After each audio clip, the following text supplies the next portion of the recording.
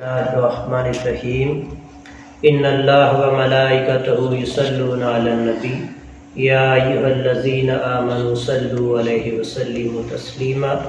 اللہم صل علی سیدنا مولانا محمد معدن الجود والکرم وعلی آلہ وصحبہ وسلم۔ حمد و ثنا، تعریف و توصیف اللہ جل مجدہ کریم کی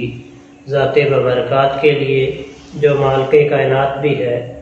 اور مالک شجاعت بھی۔ درود پاک حضور نبی اکرم صلی اللہ علیہ وآلہ وسلم کی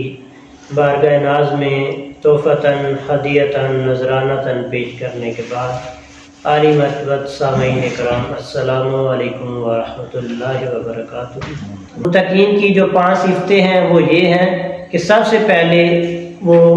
غیب پر ایمان رکھتے ہیں، اس کے بعد وہ نماز کو قائم کرتے ہیں، پھر وہ اللہ تعالیٰ کے دیے ہوئے سے وہ لوگوں میں خرچ کرتے ہیں، اور اس کے بعد وہ جو